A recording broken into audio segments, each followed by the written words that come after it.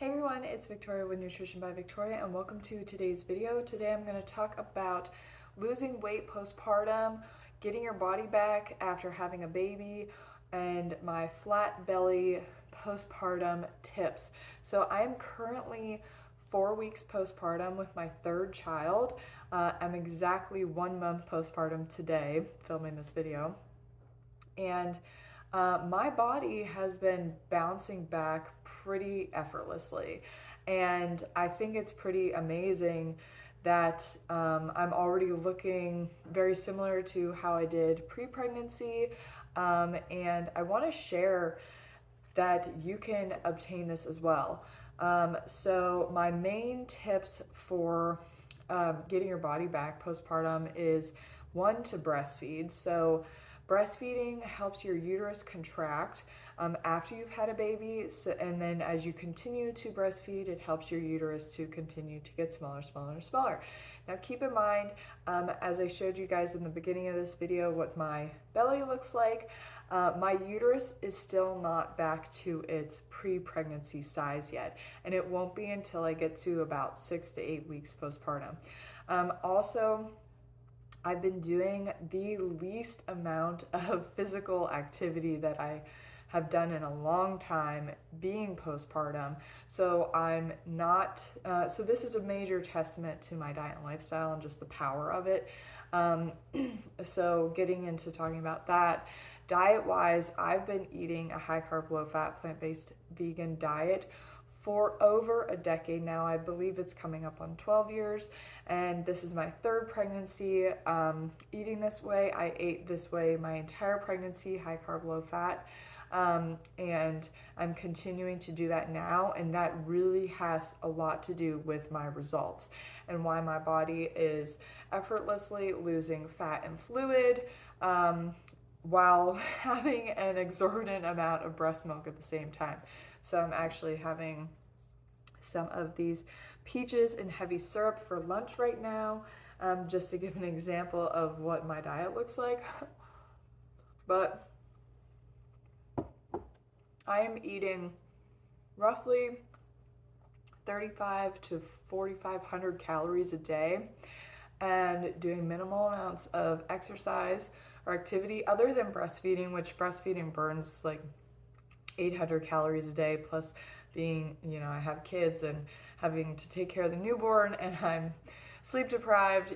These are all things that come with having a baby, but they're more easily managed, I should say, when you are eating enough calories and eating enough carbohydrates in particular, because that's what fuels your breast milk, that's what fuels all the cells in your body, that's what helps to decrease cortisol levels, which they're going to be higher as you're taking care of a newborn and you are being sleep deprived.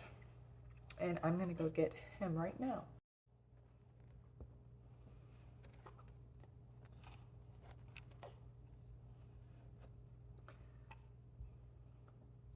Okay, so all day long I am eating carbohydrates, fruits in particular, fruits with sugar added, dates, dried fruit, juice, as well as lots of rice, root vegetables like potatoes, sweet potato. I love kabocha or buttercup squash. I've been making butternut squash soup now that we're getting into fall. So I'm just eating all the carbs. I always keep my diet very low in fat. You definitely don't need to eat fats for your hormones or anything like that, because I have not eaten overt fats for a very long time. I just don't desire them. The plant foods that I eat that are high carb contain enough fats to keep me healthy and keep my hormones healthy. But yeah, so I just load up on the carbohydrates all day long. I would say I'm definitely eating more calories now than I did when I was pregnant. And and yeah, I just feel really good considering the stage that I'm in. The newborn stage is rough. So that's why you have to eat enough carbohydrates to, again, keep that cortisol level low, which aids in helping your body to burn body fat. So our body stores body fat when our cortisol level is high. So a lot of people will notice like more weight around the abdominal area, and that is just storage for survival, because your body senses, well, if my cortisol level is high, then I'm in a state of fight or flight, and I'm going to need calorie reserves in order to get through this.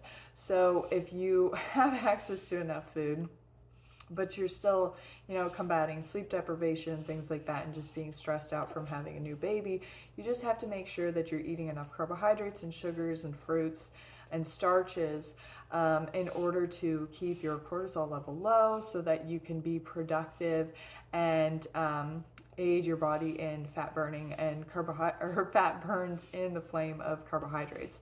For more information about the science behind what I'm discussing, you can check out my website, nutritionbyvictoria.com, and go to my coaching page. And I wrote an entire program talking about how our metabolism works and why we need to eat carbohydrates in order to be super healthy. Anyways, my other tips are being active, being lightly active. I find that getting out and taking a walk with my baby every day in the stroller has really aided my body in just starting to use muscles that I haven't been using in my core very gently on a walk, reactivating those muscles, mostly like stabilizer muscles. And when I first started walking again after having the baby, I was going pretty slow and I couldn't go very far. And now I'm up to a mile a day, plus, whatever else I'm doing.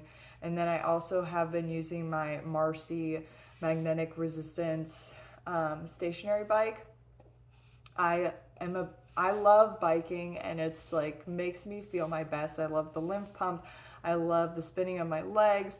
It helps with any kind of soreness or fatigue or things like that. Being active, ironically, actually helps with fatigue a lot.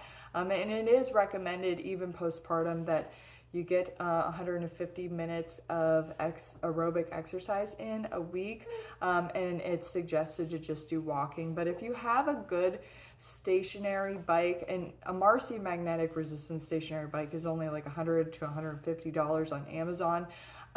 It's super lightweight, and it has a resistance level that is moderate, and it's variable. It goes from resistance 1 to 8. And it's really good for building back fitness after having a baby while supporting your body in a way where it is still healing. So when I first got back onto my magnetic resistance bike, after having the baby, I had had a 2nd degree internal vaginal tear. I just put the seat down really low and I do like 20 minutes. On an easy resistance level. And then I just worked my way up to now, I can handle level 8.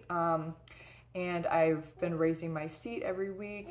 And I'm still not ready to get back on a regular bike or even my weighted flywheel spin bike.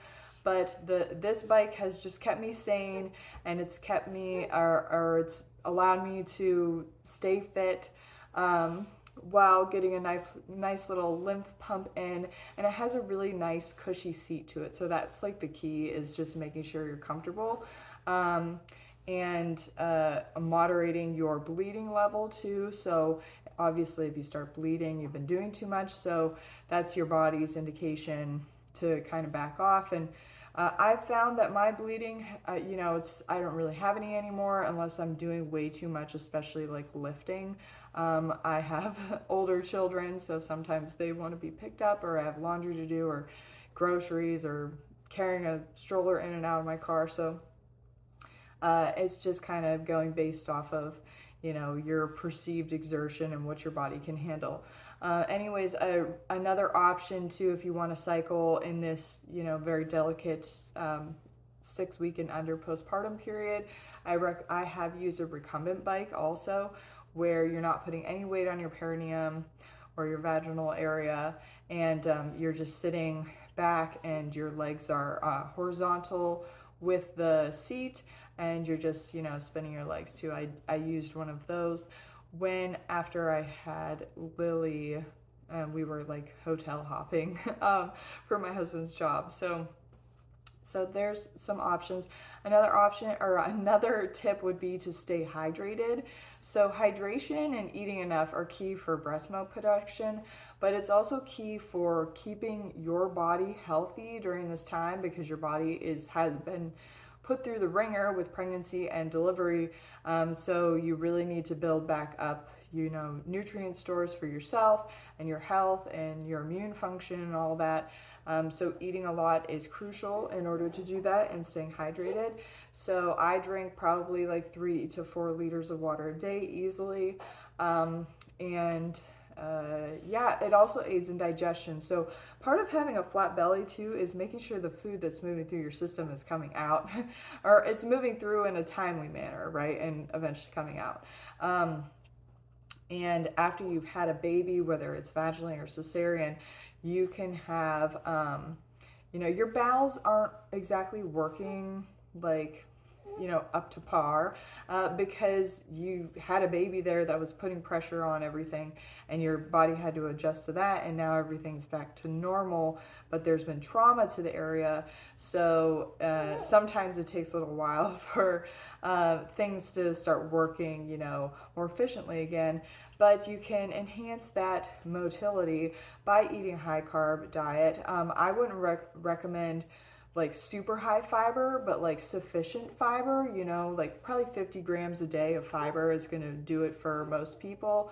And I like to have a mixture of like predominantly soluble fiber, but also like having refined food options like white rice and adding white sugar to my diet in order to, get calories in without having too much volume, too much bulk, too much fiber, because too much fiber can actually just put more stress on the colon and the intestinal tract. So you want to have sufficient amounts of fiber, but not too much fiber, and then obviously not too little fiber, because then you're not going to have anything to, move things through your system. So I think that about covers everything. Oh, and then lastly, get as much sleep as you can. So generally newborns, they have to feed every 2 to 3 hours, sometimes less than that, but generally they won't sleep any more than that in the first like 6 to 8 weeks. So you are going to be waking up in the night with your baby. Now everyone knows that not sleeping enough isn't good for weight loss or fat loss, or having a lean body or whatever, and that's because of cortisol. So generally you're not sleeping enough, your cortisol level is going to be elevated, and again, in order to combat that, you want to get the sugars in, you want to get the carbohydrates in to help reduce your cortisol levels, even if you're not able to get enough sleep. So I am probably averaging like broken up 7 to 8 hours of sleep a night right now, which is enough for me to be productive and pretty mentally on point for the majority of the day. I do start getting tired as the day goes on, but in the morning I am very functional and am able to get things done, and just feeling good overall. So those are my tips for getting your body back after having a baby, losing postpartum weight, and just feeling good overall, because everybody just, ultimately feeling good means that you are feeling good in your body, meaning that your body probably looks the way that you want it to. Anyways, so I always tell my clients, or anyone in general, if you want to look good, you have to feel good first. So that is what you want to chase. Anyways, that's it for today's video. Leave any comments or questions down below, and I'll see you guys for my next video, which is going to be about how to establish breastfeeding. Okay, thanks for joining in. Bye.